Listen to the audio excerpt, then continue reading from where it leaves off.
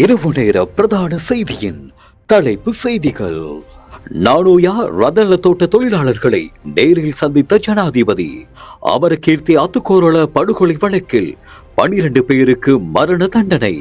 கசபதேரர் மற்றும் 4 பிக்குகள் உட்பட்டோருக்கு இன்று மேல் நீதிமன்றில் பிணை. சமன் ஏக்கநாயக்க மீண்டும் விளக்கமறியலில். சாமிமலையில் உண்ணாவிரதம் இருந்த 3 இன்று வைத்தியசாலையில். செய்திகளை வாசிப்பவர் அரவிந்தன் பானுப்பிரியா. ஜனாதிபதி அனுரகுமார திசாநாயக்க இன்று காலை நானுயா ரதலியை அண்மித்த பகுதியில் தோட்ட தொழிலாளர்களை சந்தித்து கலந்துரையாடியுள்ளார். ஜனாதிபதி குறித்த இடத்திற்கு வருகை தந்த போது தோட்ட தொழிலாளர்கள் அவரை உற்சாகமாக வரவேற்றதுடன் தங்களது சம்பளத்தை அதிகரித்தமைக்கான நன்றிகளையும் தெரிவித்திருந்தனர். இதன்போது கருத்து தெரிவித்த தோட்ட தொழிலாளர்கள் ஜனாதிபதி அனுரகுமார திசாநாயக்க தமது சம்பளத்தை அதிகரித்தது மட்டுமின்றி தோட்ட தொழிலாளர்களின் பிரச்சினைகளை நேரில் கண்டறிய வந்த ஒரே ஒரு ஜனாதிபதி எனவும் குறிப்பிட்டிருந்தனர்.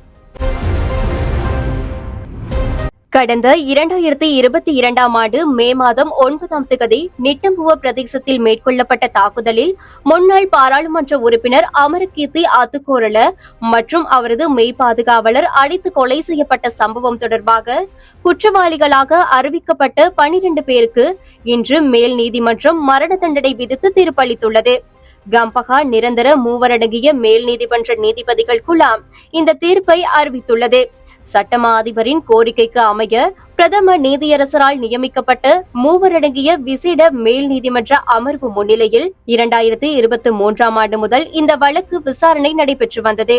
14 குற்றச்சாட்டுகளின் கீழ் 41 பிரதிவாதிகளுக்கு எதிராக சட்டமா அதிபர் வழக்கு தாக்கல் செய்திருந்தார். கடந்த ஜனவரி 14ஆம் தேதி இவ்வழக்கு விசாரணைக்கு வந்தபோது சட்டமா அதிபர் திணைக்களத்தின் எழுத்து மூல சமர்ப்பிப்புகளில் ஏற்பட்ட தாமதம் காரணமாக தீர்ப்பு இன்றைய தினத்திற்கு ஒத்திவைக்கப்பட்டிருந்தமை குறிப்பிடத்தக்கது. திருகோணமலை பகுதியில் புத்தர் சிலை வைக்கப்பட்டமை தொடர்பான சம்பவத்தின் அடிப்படையில் கைது செய்யப்பட்ட வணக்கத்திற்குரிய பலாங்குட கசபதேரர் உள்ளிட்ட 4 பிக்குகள் மற்றும் மேலும் 5 சந்தேக நபர்களையும் பிணையில் செல்ல அனுமதி வழங்கப்பட்டுள்ளது. மேலும் இந்த பிணை உத்தரவு குறித்த சந்தேக நபர்களை திருகோணமலை மேல் நீதிமன்றில் இன்று ஆஜர்படுத்தப்பட்ட போதே வழங்கப்பட்டுள்ளது. மேலும் கடந்த 2025 நவம்பர் 16ஆம் தேதி திருகோணமலை பகுதியிலுள்ள கடற்கரை பாதுகாப்பு வலயத்தில் அனுமதியின்றி புத்தர் சிலை மற்றும் சட்டவிரோத கட்டுமானங்களை அமைத்ததாக குற்றம் சுமத்தப்பட்டமை குறிப்பிடத்தக்கது.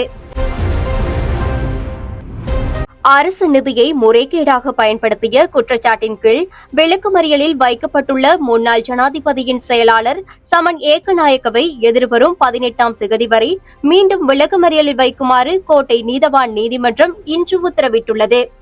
முன்னாள் ஜனாதிபதி ரணில் விக்ரமசிங்கவின் செயலாளராக பதவி வகித்த சமன் ஏகநாயக்க குறித்த தனிப்பட்ட பயணத்திற்கான நிதியை விடுவித்த போது உரிய வெளிப்படைத்தன்மையுடன் செயற்படவில்லை என குற்றச்சாட்டு முன்வைக்கப்பட்டுள்ளது.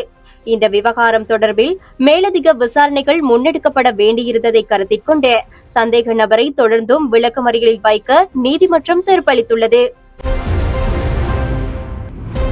நுவரெலியா மாவட்டம் மஸ்கலியா போலீஸ் பிரிவிற்குட்பட்ட ஹொரண பெருந்தோட்ட நிறுவனத்தை சேர்ந்த சாமிமலை கவரவில தோட்டத்தில் உண்ணாவிரத போராட்டத்தில் ஈடுபட்டிருந்த தொழிலாளர்களில் 3 இன்று காலை மயங்கி விழுந்த நிலையில் வைத்தியசாலையில் அனுமதிக்கப்பட்டுள்ளனர்.